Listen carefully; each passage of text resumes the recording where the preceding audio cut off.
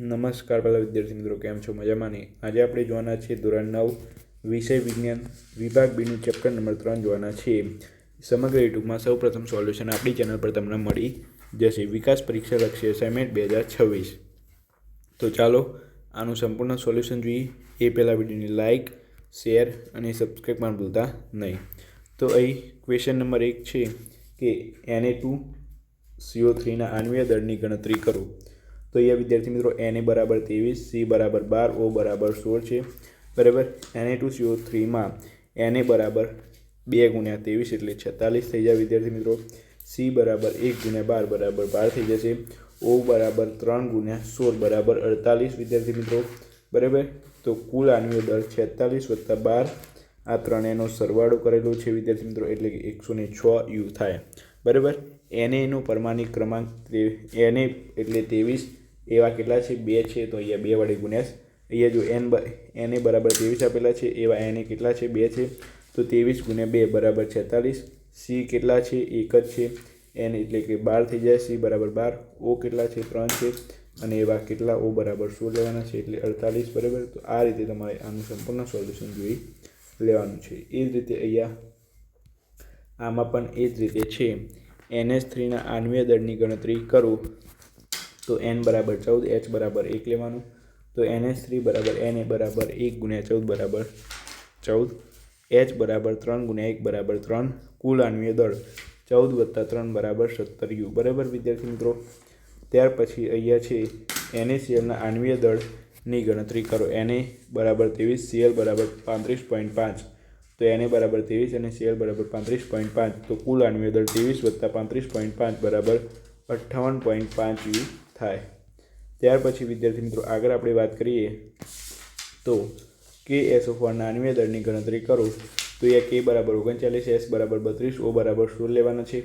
તો એ આના પ્રમાણે આપણે ગણતરી કરવાની છે. K બરાબર 1 × 39 બરાબર 39, S બરાબર 1 × 32 બરાબર 32, O બરાબર 4 × 16 બરાબર 64.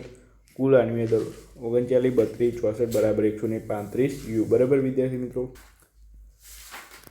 ત્યાર પછી આગળ 5 નંબરનો ક્વેશ્ચન છે. સામાન્ય રીતે પરમાણુ કયા સ્વરૂપે અસ્તિત્વ ધરાવે છે? તો યાદ રાખજો વિદ્યાર્થી મિત્રો, સામાન્ય રીતે પરમાણુ એકલા ન રહીને અણુ અથવા આયન સ્વરૂપે અસ્તિત્વ ધરાવે છે. ત્યાર પછી વિદ્યાર્થી મિત્રો આગળ પ્રશ્ન છે કે સંયોજકતા એટલે શું, તેનું મહત્વ જણાવો. IMP પ્રશ્ન 2 માર્ક્સમાં અવશ્યપણે પૂછાશે. બરાબર. આવો જ પ્રશ્ન નંબર 11 પણ પ્રશ્ન નંબર 11 આવો જ છે. તો એ ખાસ કરીને જોઈ લેજો. પ્રશ્ન નંબર 11નો જવાબ પણ આ જ છે. તો આ અને 11મો પ્રશ્ન તમને સેમ છે, તો જવાબ પણ સેમ આવશે. તો એ જવાબ આવશે કોઈ પણ તત્વને બીજા તત્વ સાથે સંયોજવાની સાપેક્ષ શક્તિની ક્ષમતા તે તત્વની સંયોજકતા કહે છે. મહત્વ અહીંયા લખી દઈએ આપણે. તો કોઈ એક તત્વના પરમાણુઓ અન્ય તત્વના પરમાણુઓ સાથે સંયોજાઈને કેવી રીતે સંયોજન બનાવે છે તે સંયોજકતા આધારે નક્કી કરી શકાય છે. બરાબર વિદ્યાર્થી મિત્રો. તો આ રીતે તમે જોઈ શકો છો. ત્યાર પછી અહીંયા છે કે નીચેના સંયોજનોના સૂત્રો લખો. પોટેશિયમ નાઇટ્રેટ તો KNO3, sodium sulphide Na2S, calcium oxide CaO, પાણી તો H2O. બરાબર વિદ્યાર્થી મિત્રો. તો આ ખાસ કરીને જોઈ લેજો, કારણ કે આ પૂછાય છે. અને હા વિદ્યાર્થી મિત્રો, આપણી યુટ્યુબ ચેનલને સબસ્ક્રાઈબ કરી લેજો અને લાઇક શેર પણ કરી દેજો વિડીયોને, અને નીચે એક સારી કોમેન્ટ કરી દેજો. આગળ કયા વિષયના વિડીયો જોઈએ છે તમારે એ પણ નીચે કોમેન્ટ કરી દેશો, તો આપણે એ વિષયના જલ્દીથી લાવી દઈશું. અને હેતુલક્ષી વિડીયો તમે જોવાના રાખો વિદ્યાર્થી મિત્રો, જેથી હેતુલક્ષી તમારે પાકું થાય. બરાબર. તો હેતુલક્ષી જોવાનું ભૂલતા નહીં. આપણે હેતુલક્ષીના વિડીયો ખાસ કરીને આ વખતે બનાવ્યા છે, તો હેતુલક્ષીના વિડીયો તમે ખાસ કરીને જોઈ લેજો. તો ચાલો આગળ હવે જોઈ લઈએ આપણે. તો નીચેનામાં કેટલાક પરમાણુ હાજર છે? નીચેનામાં કેટલાક પરમાણુ હાજર છે? તો અહીં જોવાનું છે H2S અણુ. તો H2S અણુમાં પરમાણુ 2H અને 1S બરાબર 2H અને 1S એટલે 3 પરમાણુ વિદ્યાર્થી મિત્રો. ત્યાર પછી PO4 3- આયન. તો વિદ્યાર્થી મિત્રો 1P અને 4O બરાબર 5 અણુઓ. અને હા વિદ્યાર્થી મિત્રો, આપણી 3 યુટ્યુબ ચેનલ છે અન્ય, એટલે કે આના સિવાય બીજી 2 યુટ્યુબ ચેનલ છે. તો એ બંને ચેનલને સબસ્ક્રાઈબ કરવા માટે નમ્ર વિનંતી. એ બંને ચેનલને સબસ્ક્રાઈબ કરી દેજો ભૂલ્યા વગર. બરાબર. ચાલો વિદ્યાર્થી મિત્રો આગળ આપણે જોઈએ કે નીચેના તત્વો ની જોડી વડે બનતા સંયોજનોના સૂત્રો લખો. તો એ છે પોટેશિયમ અને ક્લોરિન. તો પોટેશિયમ અને ક્લોરિનથી KCl બને છે, એલ્યુમિનિયમ અને ઓક્સિજન. તેનાથી Al2O3 બને છે. ત્યાર પછી આગળ છે બહુપરમાણીય આયન એટલે શું? ઉદાહરણ આપો. તો વિદ્યાર્થી મિત્રો, અહીં બહુપરમાણીય આયન એટલે બે કે તેથી વધુ પરમાણુ મળીને બનેલું અને એક જ આયન તરીકે વર્તે છે તેને બહુપરમાણીય આયન કહેવામાં આવે છે. અથવા વિદ્યાર્થી મિત્રો, અહીં છે એક કરતાં વધુ પરમાણુ ધરાવતું વિદ્યુત ચાર્જ ધરાવતા આયન બહુપરમાણીય આયન કહેવાય છે. ઉદાહરણની વાત કરીએ આપણે તો NH4+, ammonia ion, CO3-2, carbonate ion, SO4-2- sulphate ion, PO4-3- phosphate ion. તો આ ખાસ કરીને જોવાનું ભૂલતા નહીં, બરાબર.